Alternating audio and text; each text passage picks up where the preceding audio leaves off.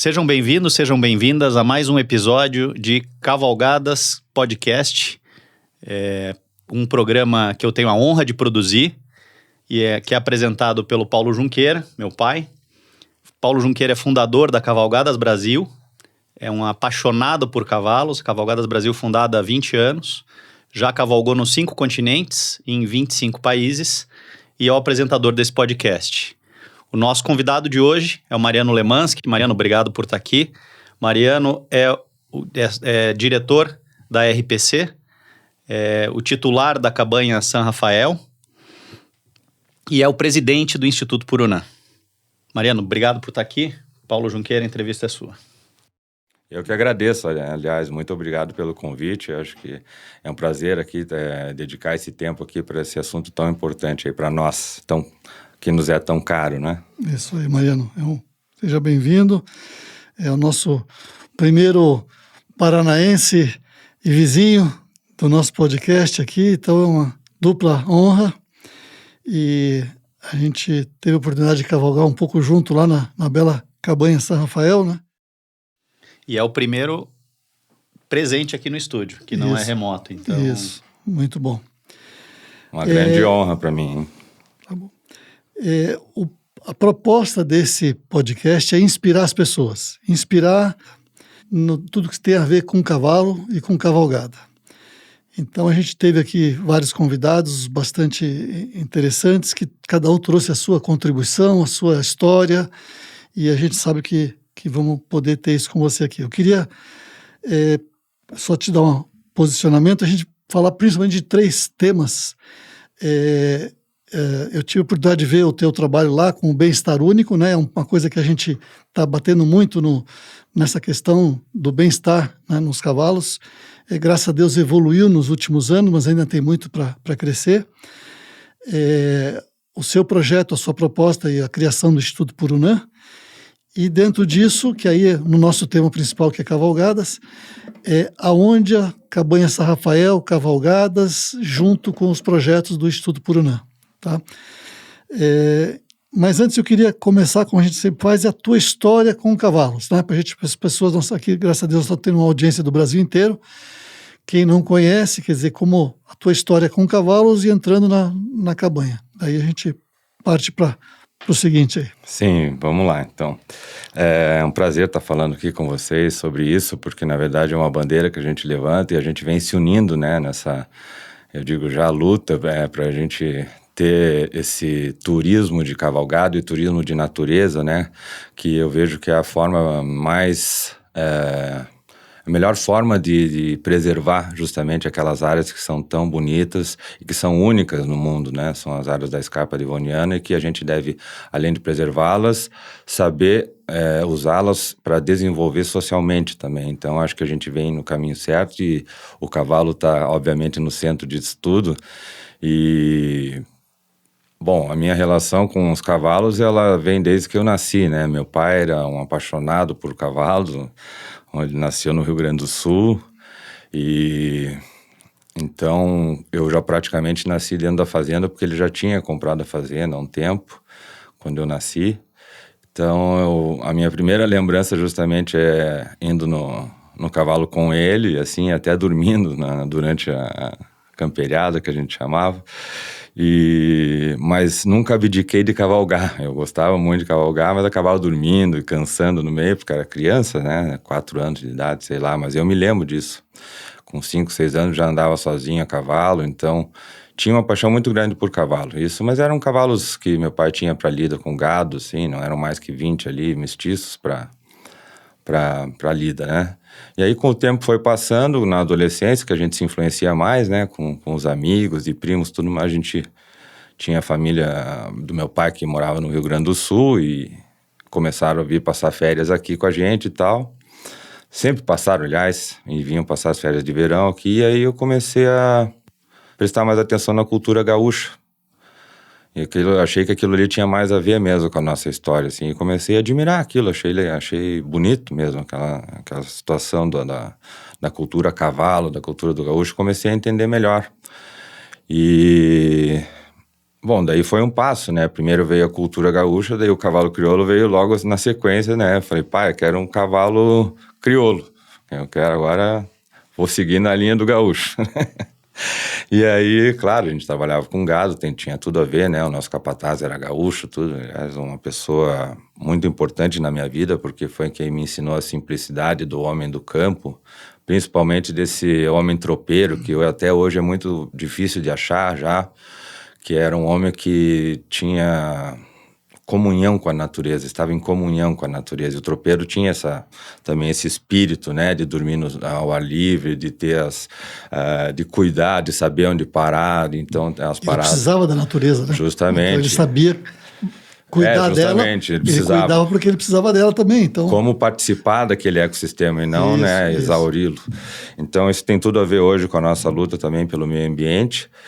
E, enfim, eu estava pensando assim, o cavalo é uma atividade que é realmente uma atividade elitizada, né? Mas a gente tem a indústria do cavalo, que é aquela segunda camada, que são profissionais que vivem do cavalo. Que essa gente é muito significativa e importante. Hoje já está muito consolidada como um setor da economia importante. Agora... Temos muitas lutas aí para regulamentar as atividades, não só das cavalgadas, né? A gente pensa, claro, eu estou pensando nos cavalos porque é um instrumento que eu acho mais viável para nós ali, principalmente em São Luís do Purunã, que tem essa vocação, né? Eu posso até falar disso mais tarde. Mas, enfim, a minha relação com o cavalo vem de genética mesmo. Meu pai era uma pessoa que gostava muito de reunir as pessoas em volta da cultura gaúcha e do cavalo, obviamente, né? Porque ele brincava que todo gaúcho, ele nasceu querendo ou ser cavalo ou ser avião da Varig. Então, essa é boa. E é verdade, porque eles têm um amor pelo cavalo, assim, e isso realmente eu também sempre tive. E então, todo o meu pensamento depois em relação ao Instituto e até inclusive em relação à minha atuação na RPC, toda ela vem permeada pela cultura do cavalo e o cavalo como meu cartão de visitas até, porque eu sempre fui mais conhecido pelos cavalos do que propriamente como sócio-diretor da RPC ou outra coisa. Bacana. Você comentou do cavalo como teu cartão de visita. O cavalo a gente sempre diz que ele faz amigos, né? Então você também, obviamente, as amizades que vêm do cavalo é uma coisa interessante, você, como empresário, você ter um nível de amizades, um nível de relacionamento empresarial. Mas o cavalo, como você falou, você lida com todos os tipos de gente que tem uma paixão em comum, independente do nível social, do nível cultural, né? Então é uma diferença... Isso é muito comum no cavalo, assim, eu percebo que essa união em torno da paixão pelo cavalo é uma coisa que é atávica do ser humano, né? Vem de muito tempo, é pouco tempo que o homem deixou de usar o cavalo como transporte mesmo, né? Então, vamos dizer que a história da humanidade, ela veio acompanhada, ela vem em cima do lombo dos cavalos, né? Então, essa ligação com o homem é como a gente tem com os cachorros, que acho que é o animal que tem a relação mais antiga com o ser humano, e gatos, e etc. Enfim, os animais hoje tidos como domésticos, né? E o cavalo praticamente quase que virou hoje um animal doméstico, né? Então, toda essa minha preocupação em fazer disso um valor, trazer um valor para a sociedade através do cavalo, para que a gente possa defender esse setor, né? Que a gente considera tão importante e que é tão importante, que no nosso caso eu já enxergo como setor de serviços, né? Porque aí já vem o tema do turismo relacionado aos cavalos e ao serviço, que é um setor que emprega muito. Segundo o levantamento que foi feito, o setor do agronegócio cavalo emprega mais do que a indústria automobilística. Isso é um levantamento feito, que inclusive está sendo atualizado agora, foi feito há 10 anos atrás, mas é uma coisa que as pessoas não têm essa noção, né? Às vezes, vamos dizer que a quantidade de cavalos, o Brasil tem mais de 5 milhões de cavalos, quer dizer, são números expressivos que não é de conhecimento geral, e como você falou agora há pouco, tem muita gente que tem uma imagem elitista do meio do cavalo, quando não é, tem os esportes, quer dizer, tem muita gente envolvida com o cavalo, e daí a importância dessa conscientização, da gente estar aqui inspirando, do bem-estar, de profissionalismo, né? Eu tenho, vamos dizer, na minha vamos dizer, preocupação constante de trazer também cultura, promover já eventos em São Paulo, nessa área, promovia uma grande feira equestre lá, onde tinha palestras, tudo, para poder conscientizar e trazer informação, né? Tirar essa imagem que é distorcida, de certa forma, né? Com certeza. Ela tem muita coisa para a gente trabalhar nesse assunto do cavalo. Eu sou um otimista em relação a isso, em função das oportunidades que se abrem em todos os campos. Por exemplo, quando a gente fala em ecoterapia, hoje todo mundo já ouviu falar sobre ecoterapia, um trabalho muito importante feito com pessoas necessitadas que precisam fazer esse trabalho. Mas eu vejo que a ecoterapia ela serve para qualquer pessoa, não é só para quem tem uma necessidade especial, ela serve para todo mundo, porque ela não se dá somente na equitação ou no montar um cavalo, ela se dá na relação com a natureza do cavalo e com a nossa natureza. E ela começa com, vamos nos conhecer, né? Então, é por aí que começa, vamos dizer, a gente a desmistificar essa parte. E a gente precisa, na outra ponta, que são essas pessoas que dão sangue pelo cavalo, como você, que se entregam a vida ao cavalo, a gente precisa dar condições de capacitação para jovens poderem atuar nessa área, porque ela tem uma capacidade, assim, não só de mostrar valores importantes, disciplina, responsabilidade, trabalho em equipe, coisas que servem para qualquer empreendimento e que são muito importantes. Então, dá uma visão de mundo, assim, isso que você faz é fantástico, viajar 25 países, imagine a oportunidade de poder colocar jovens também a serviço disso, é fantástico. Então, eu vejo o cavalo como um grande leque de oportunidades na área da educação, na área do empreendedorismo e no turismo, no caso ali, que é o nosso mote, vamos dizer, né? Bom, antes a gente dar continuidade no mote do turismo, eu queria que você falasse um pouquinho.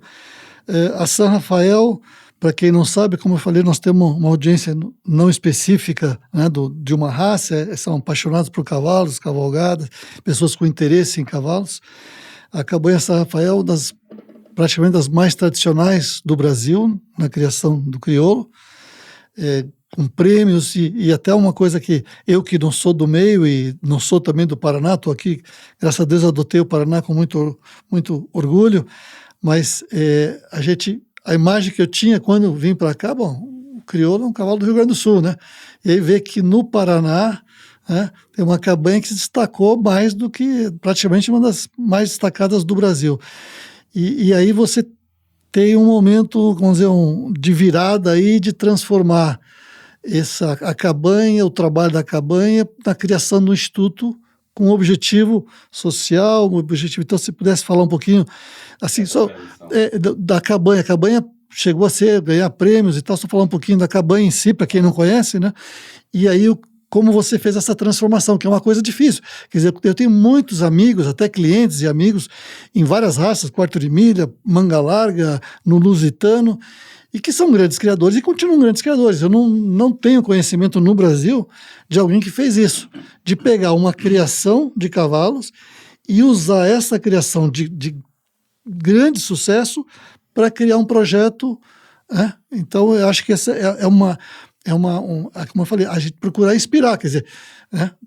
Tem gente que tem 500 cavalos, campeões, e tudo bem, nada contra, ótimo, é um objetivo, às vezes na empresa dele faz algum trabalho social, mas essa junção eu achei muito interessante e gostaria de mostrar como foi feito isso.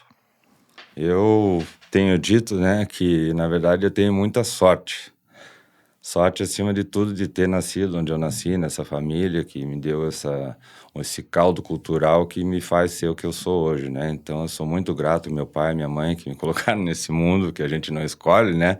Mas eles sim escolheram me colocar no mundo, então eu sou muito grato a eles pelas oportunidades que me deram, porque graças a isso. E aí vem um pouco dessa obrigação nossa de retribuir a sociedade, né? A questão da educação, a questão de oportunidade que eu tive, que eu tenho essa consciência. Então as pessoas às vezes não têm nem consciência das oportunidades que elas podem explorar de si mesmas. Então isso começou a me incomodar porque eu sempre tive a paixão pela fazenda e eu vejo que ela é muito próxima da cidade, o que é uma vantagem, né? Muito grande.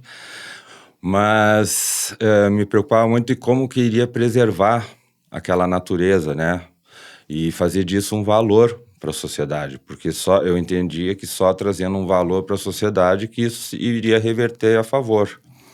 E esse valor pode ser de várias maneiras. Claro que tem que ter um valor financeiro, porque não existe almoço grátis, então a gente precisa manter, e aí vem o turismo como negócio.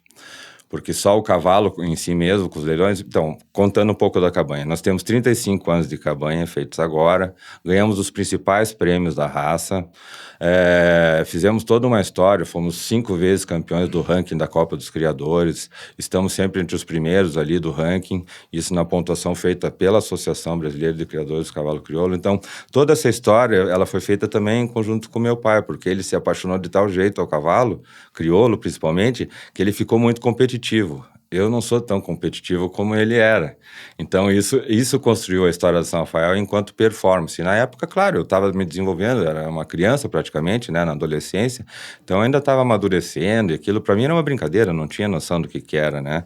Depois, muito tempo mais tarde, eu fui ver que realmente era um privilégio estar ali e ter tudo isso que eu tinha e tudo mais. Então, como que eu poderia atuar para, digamos assim, cuidar do nosso quintal ali, e poder devolver para essas pessoas ali de São Luís do Purunã o valor do que eu já ganhei, tudo que o cavalo me proporcionou.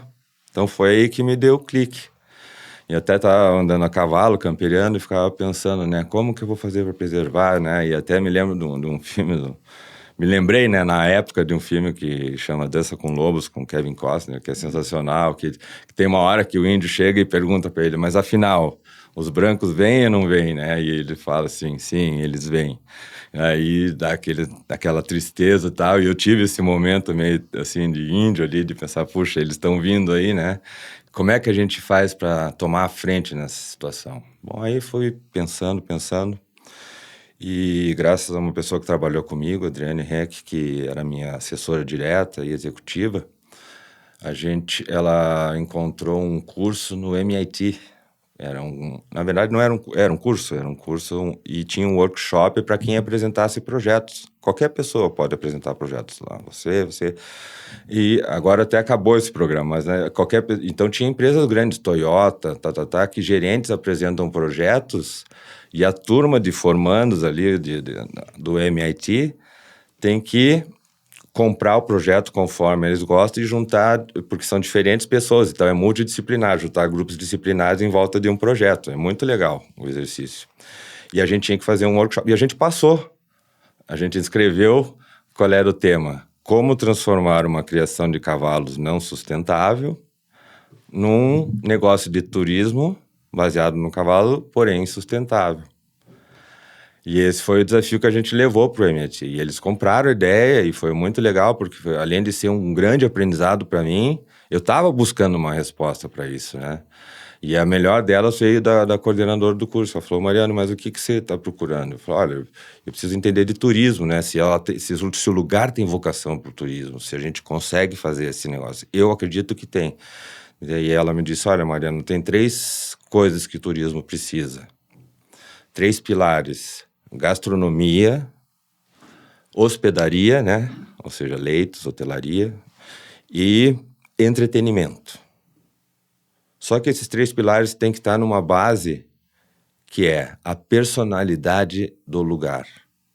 Não interessa qual a personalidade você vai dar, mas ela tem que ter o diferencial da personalidade. Porque isso é que marca os lugares de turismo. Então, não adianta você querer fazer uma cidade japonesa aqui, porque, embora os alemães tenham feito, mas eles foram, é a colônia deles mesmo, eles estão sendo muito autênticos ali em Vitimarsum. E até foi olhando para eles que a gente se inspirou também. Aí ela me disse isso, eu falei, puxa vida, mas encaixa perfeito na história do tropeiro. Eu falei, porque aí minha cabeça começou a trabalhar e pá, isso aqui encaixa.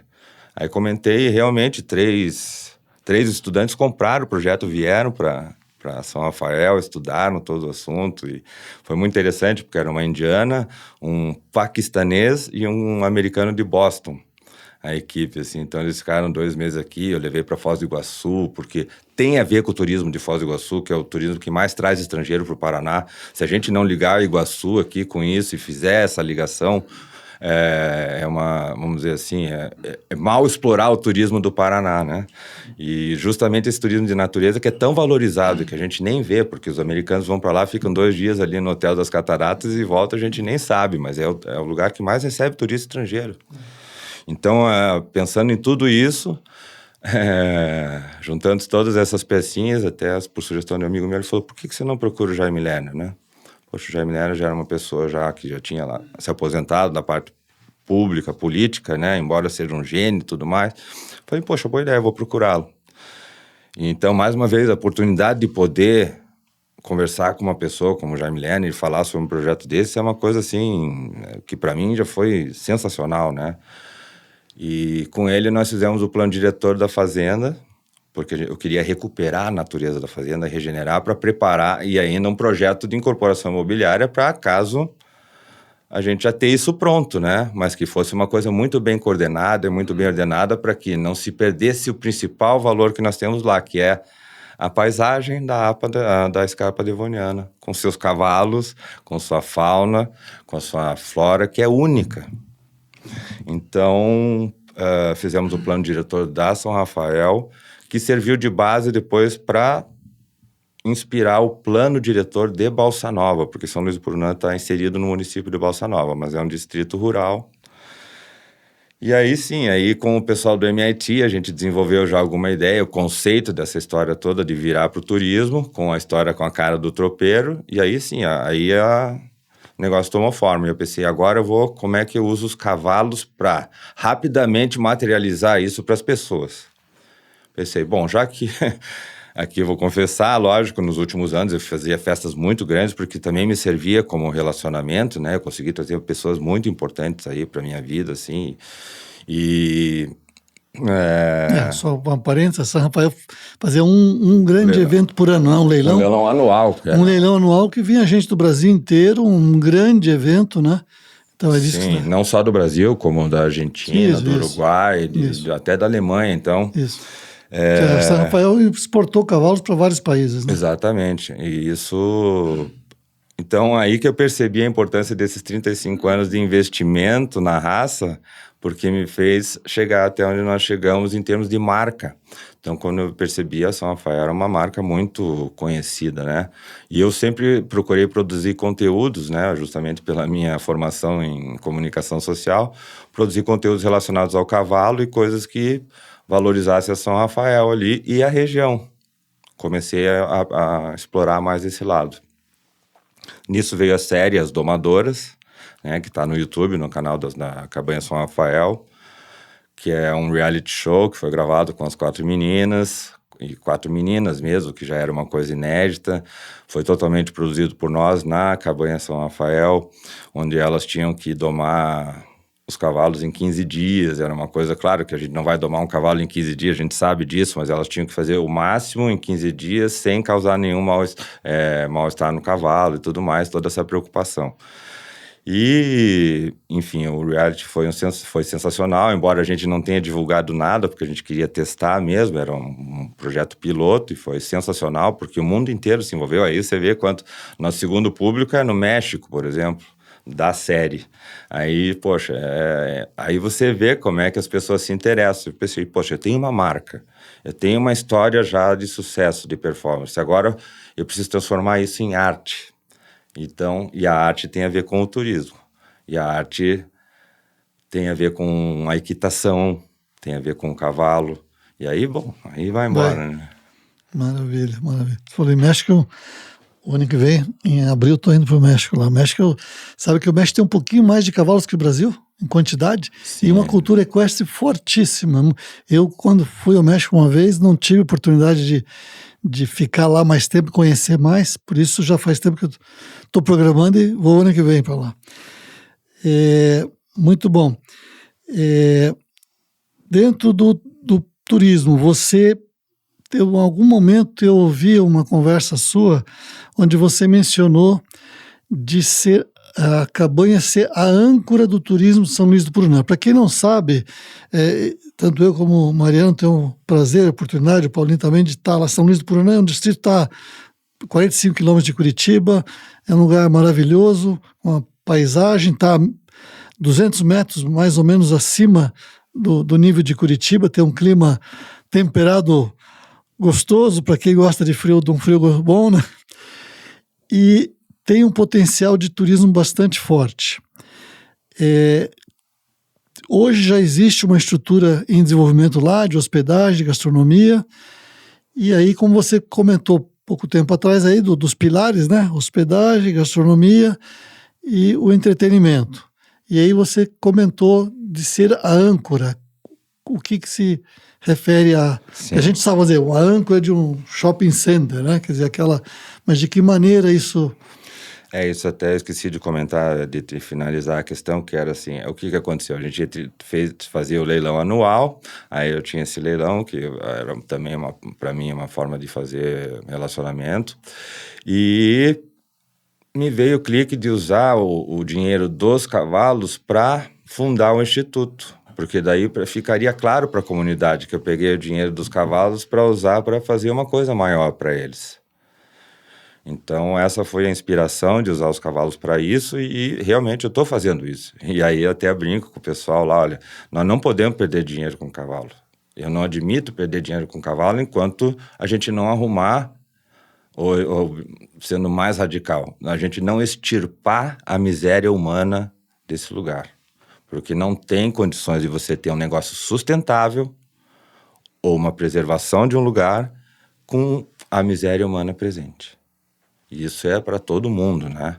Então, é um problema do Brasil e que a gente pode resolver ali, porque ali é um ambiente que não foi ainda totalmente explorado, tem uma paisagem magnífica, agora tem uma especulação já em cima, e a gente tem que ser rápido no sentido de regulamentar esse futuro que a gente quer, que é de paisagens exuberantes, de preservação do que deve ser preservado, de como produzir riqueza daquilo ali, enfim, e poder desenvolver socialmente sem destruir. Que ano que foi isso? Você comentou, agora você fez um dos leilões da São Rafael, usou a receita para criar um instituto, o Instituto Purunã, para desenvolvimento social da região. Que ano que foi isso e como que...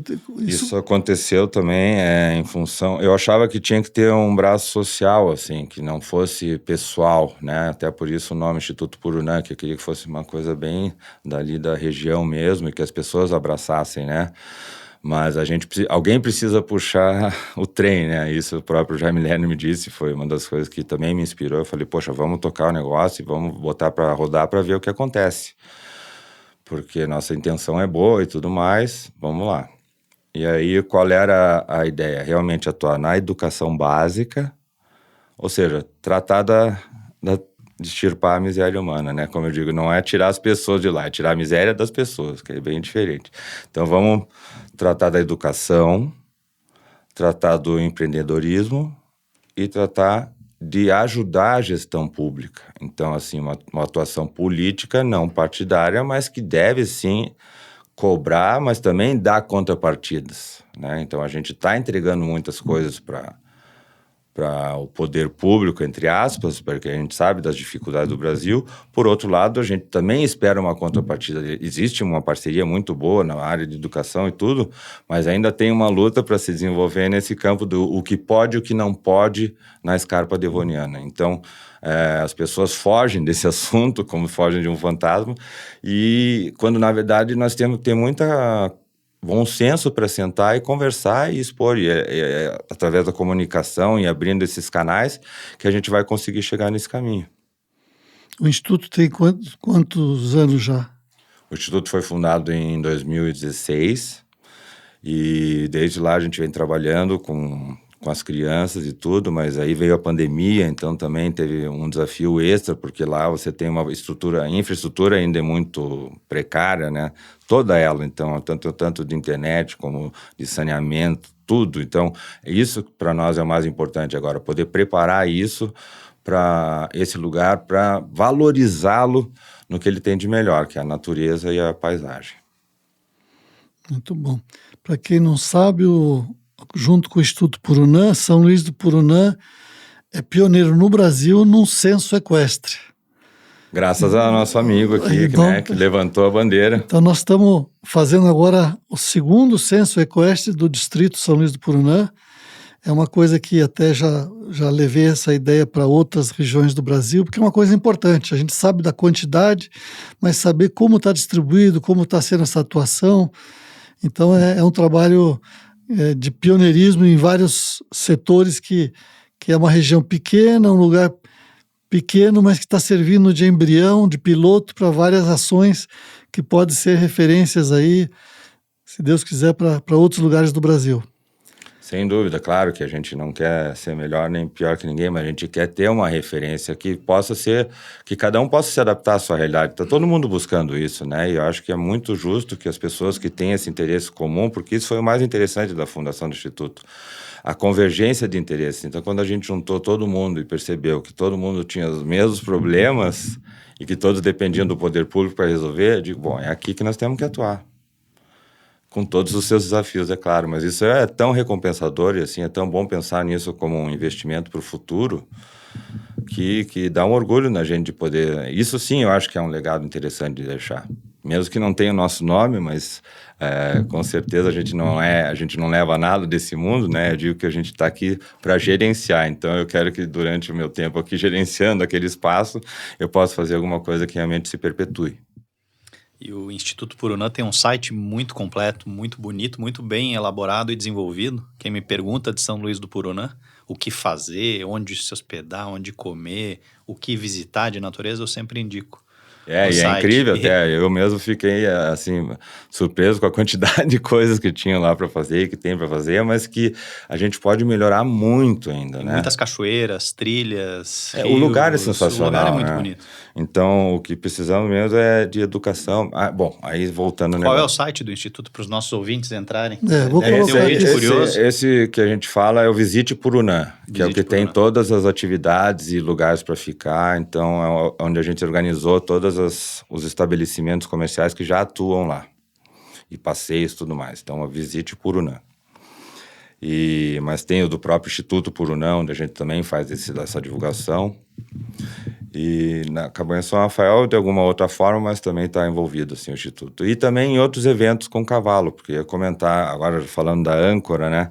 Então, e aí sim, claro, São Rafael, porque nós estamos ali numa região muito bonita, né? E São Rafael seja talvez um dos campos mais preservados de Campos Gerais, porque os outros campos que já foram todos plantados em soja, foram de milho, claro, porque a propriedade tem que gerar, né? Tem que ter a sua função social. E nós temos campos ainda remanescentes de Campos Gerais que são preservados por oportunidade, graças a Deus a gente teve esse privilégio de poder manter isso, e que eu percebo que tem um encanto diferente para as pessoas essa natureza. Então, todo mundo que vai na São Rafael acaba se encantando com o lugar, porque ele é único e é tão perto da cidade que você não acredita que tem aquela dimensão, aquela amplitude de vista e aquele visual com os cavalos e tudo, e capões nativos e araucárias enormes. Então, são coisas que encantam qualquer pessoa. Eu já levei pessoas do mundo inteiro. O próprio Monty Roberts esteve lá já mais de 3 vezes, que foi também uma inspiração para mim. E ele falou, nossa, eu por mim já ficava aqui e ficava morando no galpão mesmo e estava tudo certo, porque além de ser um paraíso o lugar, é um paraíso para os cavalos também. E aí, aí eu comecei a pensar nessa questão do shopping. O shopping tem uma âncora, né? Sempre tem uma C&A, uma Renner da vida, essas grandes lojas que ancoram o shopping, que as outras pequenininhas vão se encaixando. Então, foi assim mais ou menos que eu vejo São Rafael, porque nós temos ali realmente um lugar especial que deve ser cuidado e que principalmente deve ser compartilhado. Porque também eu entendi que para preservá-la, eu teria que compartilhá-la. E isso foi um exercício de desapego também, porque a gente tem aquela coisa de cuidar, e muita gente ainda tem essa dificuldade. Para mim também, claro, e essa questão do desapego é um exercício importante na nossa vida, e compartilhar é muito importante, porque à medida que as pessoas vão lá e participam e querem ir lá, e quanto mais a gente abre, eu percebo que mais elas querem cuidar.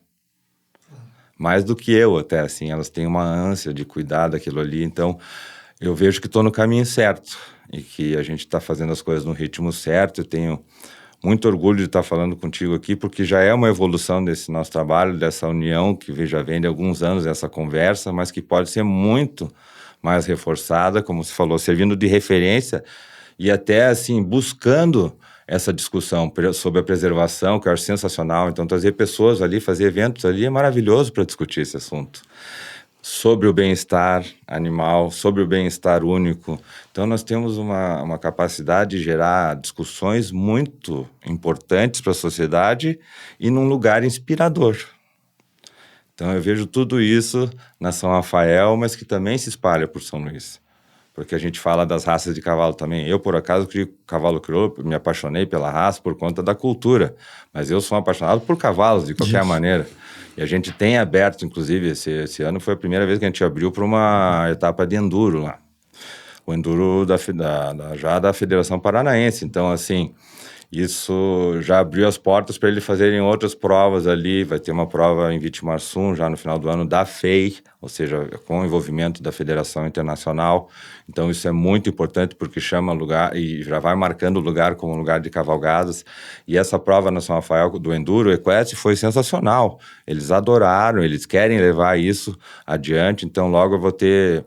Além do cavalo crioulo, eu vou ter os cavalos de enduro e lá tem condições de fazer muitas modalidades equestres. Não, e trazer uma etapa nacional ali, né? E isso, claro, e aliando com as pessoas da cidade que nunca viram aquilo ali, nunca tiveram contato, vão ter um espaço para poder ver um evento com cavalos, ou pelo menos respirar aquele ar puro e ter São Luís do Purunã do lado como apoio.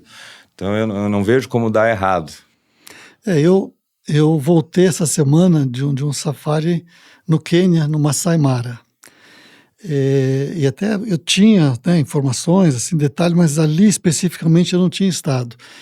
E veja que o que você comentou agora, a tribo dos Massais é uma das tribos, é praticamente a tribo mais icônica da África, né? São eles têm aqueles pulos, eles são bastante icônicos. Eles estão uma área de 350 mil hectares. Cada proprietário tinha uma área. E o que eles fizeram? Os anciões, porque esse pessoal tem todo, né? Quer dizer, o mundo nasceu lá, né? A nossa civilização humana nasceu lá, na África, ali pertinho, naquela região. Eles se reuniram, criaram, não é uma cooperativa, mas criaram uma unidade e hoje tem 350 mil hectares preservados, dedicados ao turismo. Nós andamos lá 7, 8 dias, não tinha uma cerca, não tinha um porteiro, não tinha nada. Nós estamos andando, aqui o termo que eles chamam lá de conservancy, que seria, como aqui a área de preservação, né? Tem o nome... Isso, área de preservação. Área de preservação, mas que você constitui junto vamos dizer, você dedica uma área tua para a preservação. Eles criaram lá áreas de preservação, eles têm uma renda com isso, e com isso a fauna, a flora está recuperando, está aumentando. Teve um dia lá que foi uma coisa assim, eu já fui várias vezes para assim, vários países lá da África, mas eu nunca tinha visto. Nós estávamos a cavalo, contaram, eu não parei para contar porque eu estava fotografando, filmando, eu estava admirando, mais de 120 girafas desfilaram na nossa frente, entre grandes e pequenas e tal. Quer dizer, eu já vi várias vezes uma girafa, 120 passando assim, e elas parecem que estão andando em câmara lenta. Todos os animais, mas a girafa foi uma quantidade... Sim, é um animal impressionante. É impressionante. Né? Então, e tudo isso numa área que é dos Massais. E eu estava com um grupo, até tinha uma endurista, que é campeã de enduro em São Paulo, até ela já teve uma vez aqui em São Luís do Purunã. Tinha um grande fazendeiro de Minas e São Paulo, de Paraguai, que estava conosco lá, e olha que ele falou, nossa, essa terra aqui dá para plantar um monte de milho, soja, não sei o quê. Quer dizer, eles podiam ganhar muito mais os Massais. Tocava soja lá, milho, porque tinha uma parte lá, terra muito fértil, muito agricultável. Não, eles estão dedicando, quer dizer, aquela questão dos anciões, da sabedoria, né, como você citou do filme do Kevin Costner, a sabedoria desse povo, não, vamos preservar, nós vamos ganhar menos agora, mas vamos ganhar para sempre, vamos ganhar de uma maneira sustentável, e está um trabalho maravilhoso lá, entendeu? E estão bem em cima disso que você falou. Claro que o nosso desafio é um pouco diferente, até eu diria um pouco mais desafiador. O negócio deles é muito bonito a história, até eu comprei um livro que chama Produção de Natureza, que fala sobre esse caso especificamente, como eles juntaram para fazer o parque, porque extrapola a fronteira dos países.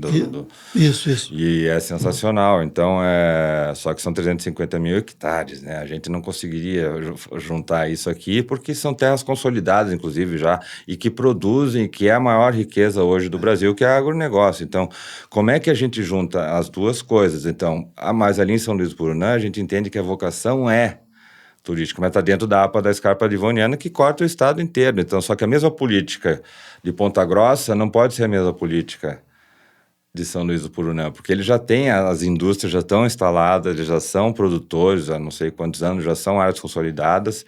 Então, eu conversei com o pessoal de lá e a gente percebe que o desafio é esse, quer dizer, achar soluções pontuais para a nossa região, mas que sirvam de referência para depois expandir para Porto Amazonas, para outras regiões, e que não interfiram justamente na questão produtiva.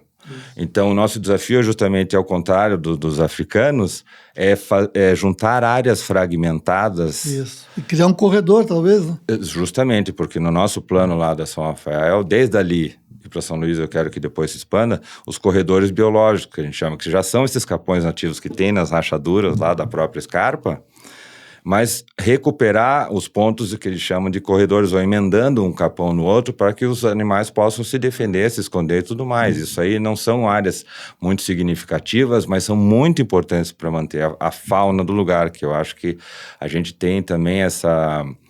A falsa impressão de que a gente manda na natureza, ao contrário, nós fazemos parte dela, né? Então, às vezes, eu sou a favor da reinserção de predadores naturais, várias coisas que não estão sendo feitas aqui e que a gente tem que, pelo menos, colocar na mesa e ver se existe essa solução, porque, claro, aí sim, quanto vale um animal selvagem vivo, né?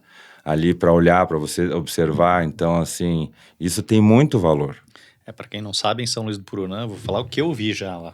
Já vi lebre várias vezes, já vi graxaim, animais selvagens ali. Passeando Fora ali, os né? pássaros, né? Que daí tem N espécies, mas só para falar dos... Mas tem umas jaguatiricas ali também. Tem Você já viu? jaguatirica, Você já sim. viu jaguatirica? Vamos ver. Até a onça parda, que chama, também, né? Então, assim, mas assim, muitas coisas sumiram. Por exemplo, tamanduá sumiu, né? Então, são coisas assim que a gente... A arpia, por exemplo, que é uma ave predadora também, né? É uma das mais bonitas, a maior do mundo. Ela é símbolo do Paraná. Foi quase extinta, agora tem um programa de preservação, mas vão soltar onde? Né? Só que todo mundo tem aquela coisa, mas os bichos vão matar os outros bichos, que tem os cordeiros, que não sei o quê.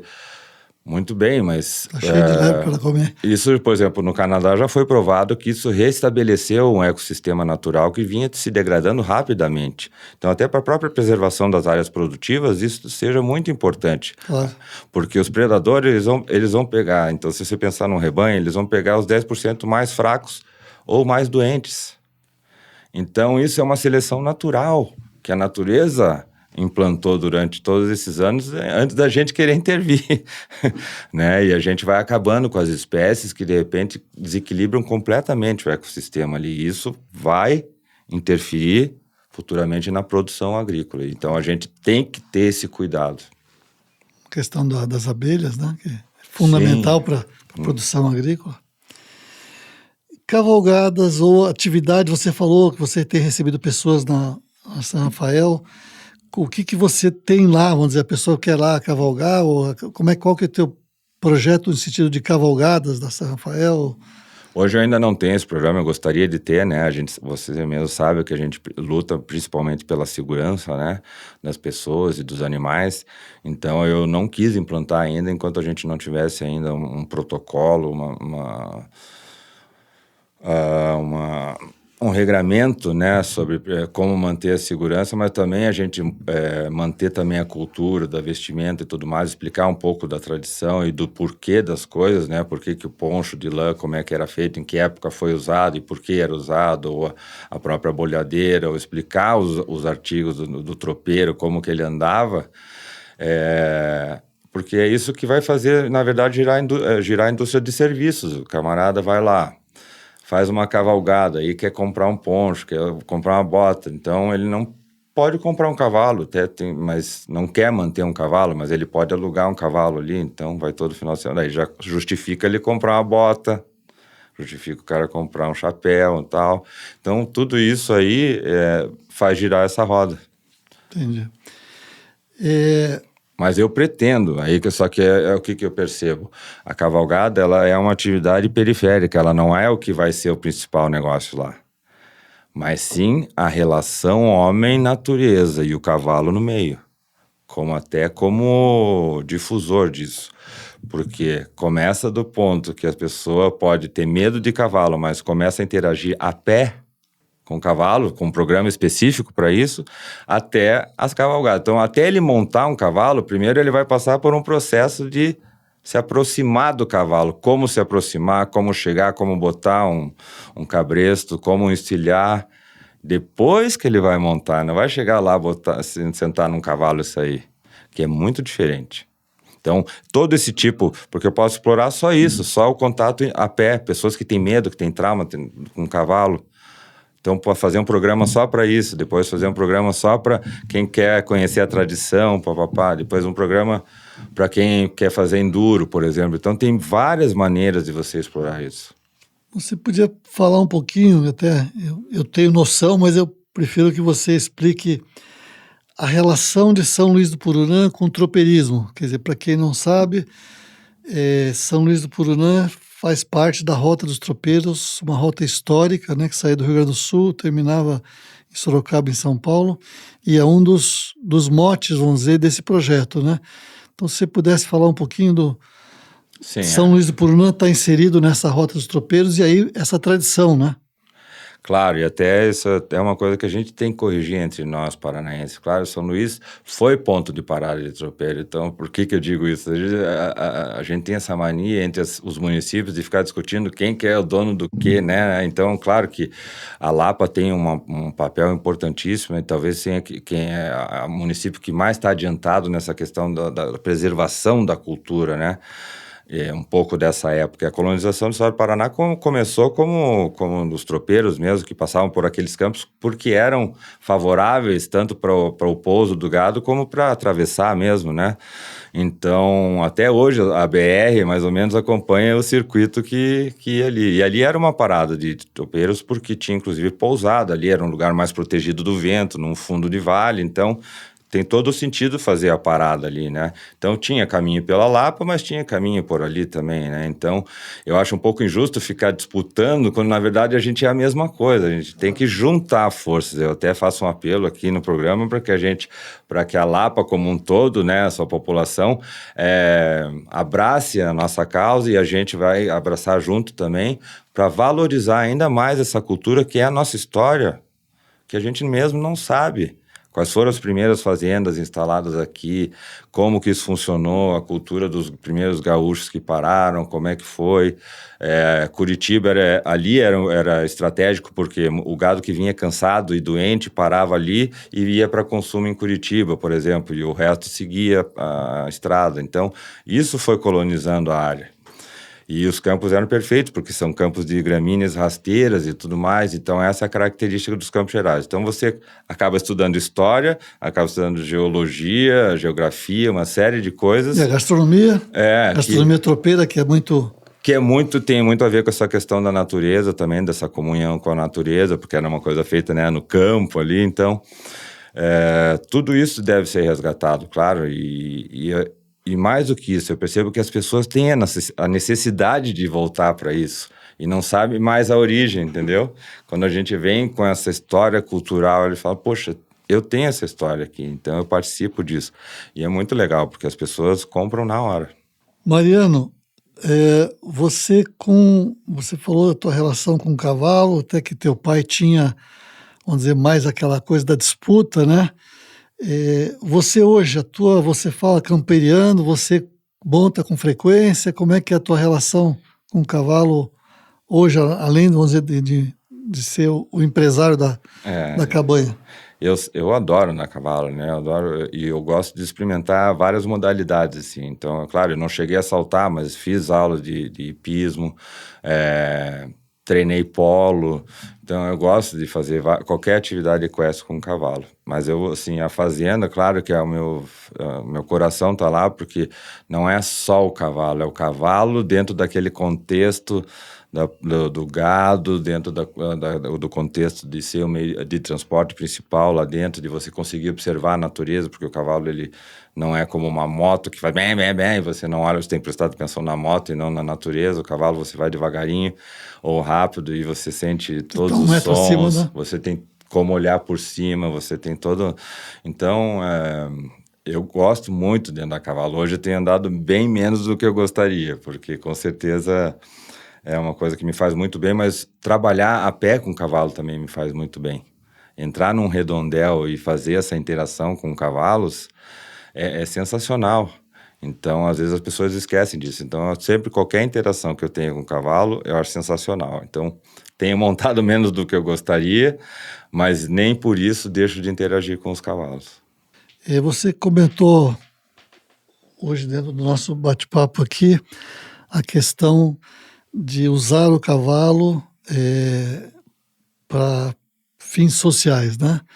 Então eu vou te colocar aqui, tem um projeto, né, do Cavalgada Solidária, é um projeto que vai ser lançado em breve, que tem origem aqui na nossa região, mas já está tendo apoio nacional, que é um app, aí você puder explicar melhor?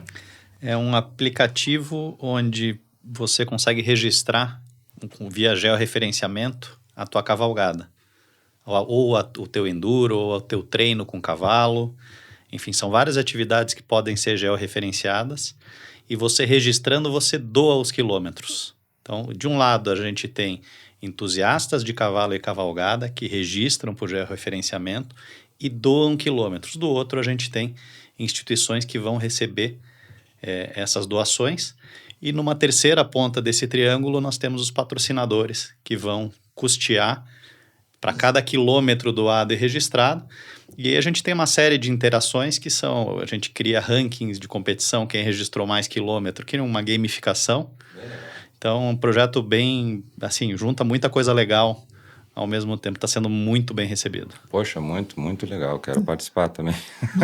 Ele teve origem num projeto semelhante que nasceu durante a pandemia, de uns empresários da área de esportes, de corrida. Eu trouxe porque eu sou nadador. E eu registro, e eu já conhecia e fazia a doação dos quilômetros conforme eu nado. Essa triangulação é muito legal. É um jogo ganha-ganha, né? A gente conheceu o projeto, falei, poxa, numa conversa com meu pai, por que será que não... Tem muito a ver, eu acho que pega mesmo, bem legal. E a ecoterapia, são 10 instituições que vão receber essas doações, 5 delas ecoterapias, uma em cada região do país, quer dizer, só 5 regiões do país está sendo selecionada. Porque, claro, podia dar para muita gente precisa, muita instituição precisa, mas o recurso também não é ilimitado. Então, para que todas ganhem, recebam uma parcela significativa, então foram selecionadas 5 terapias e 5 entidades fora mas ligadas a cavalo, que vão receber também a nível nacional. E um projeto interessante. Depois de passar mais detalhes aí, o nosso parceiro patrocinador, a Drogavet, está participando também, e nós temos já o apoio oficial da Associação Manela Gamachador, Associação do Guarda-Milha, vamos levar para a Associação do Crioulo também. Então, um projeto que vem também de encontro a essa preocupação vamos dizer, proposta de usar o cavalo como uma forma de trazer benefício e ação social. Então, estamos trabalhando aí com várias as frentes em comum aí. É sensacional esse tipo de atitude, porque é inovação, né, junto com paixão e tudo mais, e ainda acaba fazendo bem para outras pessoas. Então, essa justamente a ideia, fazer do cavalo um valor para a sociedade, né, tentar para outras pessoas, não só para nós que usamos o cavalo, né. Você vai fazer o novo leilão? Qual é o teu projeto nessa área? Sim, atendendo aos clamores, né, da população, que tanto pediu esse ano. Eu fiquei muito agradecido porque o Núcleo Paranaense de Criadores de Cavalos Crioulos, que é ali com sede em São Luís, eles me pediram para fazer uma credenciadora lá, porque os próprios participantes das provas estavam pedindo porque eles queriam fazer na São Rafael, que era a melhor pista depois da final do Freio de Ouro. Então, e como tinha sempre uma data certa, que era em março, então eles... Poxa, mas tem que fazer... Não, ó, se vocês organizarem, tá tudo certo, podem fazer. E eles se uniram, não só os organizadores do núcleo, mas os participantes, e vieram numa quantidade enorme, assim... E isso me emocionou bastante, porque eu vi que eles acolheram, né, o lugar como tem que ser aqui, né? E isso vem se reforçando com o tempo, e aí, claro que o tema leilão veio, porque foi muita gente me procurando para comprar cavalo. Todo dia, praticamente, eu recebo o telefone, Mariana, eu quero um bicho assim, eu quero... Mas tem que ser do Purunã, tem que ser da São Rafael, tem que ser da São Rafael, não sei o quê. E, claro, com a pandemia também aconteceu o fenômeno. Eu não fiz o leilão e, claro, eu continuei com as éguas na cria, então isso me fez agora ter um estoque bom para voltar num novo modelo de evento, que eu ainda não tenho ainda formado, mas com certeza com a mesma grandiosidade e com a mesma intenção de dar essa visibilidade, né, tanto para o nosso negócio do cavalo, mas também para São Rafael e para São Luís do Purunã. E aí voltamos a... É o mesmo até um ciclo. já estamos trabalhando, obviamente, num evento para março. Março do ano que vem. Justamente. Ótimo. Então, tem que agendar aí para não perder. Com certeza, porque no mínimo vai ser um grande show do cavalo, isso eu não tenho a menor dúvida. Mariano, deixar uma mensagem aí para nós, que você, para os amantes de cavalos e cavalgadas do Brasil, que você... Olha, primeiro, assim, expressar a minha gratidão para vocês, né, por estar aqui. Esse é um privilégio de poder ter um meio de comunicação que fale disso, né, porque a gente percebe que tem muitos apaixonados e temos muitos temas para tratar nesse assunto, né, interessantes, mas principalmente a gratidão mesmo que eu tenho pelo cavalo, e sei que todas as pessoas que são apaixonadas por cavalo, que vão assistir, sentem a mesma coisa, assim, que o cavalo traz uma coisa de gratidão, que a gente tem mesmo uma parceria, né? Você acaba criando uma personalidade ali com o cavalo. Quem convive principalmente com um animal seu, sabe dessa parceria, como o cavalo se entrega. Então, quantos exemplos ficam para nós aí de inspiração que o cavalo serve para nós, né? Um deles, por exemplo, é a vulnerabilidade. O cavalo dá a vida pela gente, né? Ele entrega a sua maior vulnerabilidade, que é o ventre, né? Que é aquela coisa do caçador, do predador, ele pega no ventre aqui. Então, ele entrega o ventre, ele entrega tudo para nós, a vida. Então, e o que a gente faz com isso? Até nós, com nós, seres humanos, nós somos cruéis, né? E, poxa vida, temos muito para trabalhar. Então, que o cavalo continue sendo esse propulsor de coisas boas e que possam gerar grandes oportunidades para nós. Muito obrigado. A Drogavet, que você conhece já, o Flávio e a Sandra, são grandes apoiadores dessas ações, e a gente está junto aí em várias iniciativas, e agradeço aí a sua ter também dedicado com o Instituto Purunã, São Rafael, para esse desenvolvimento da região e da cultura equestre.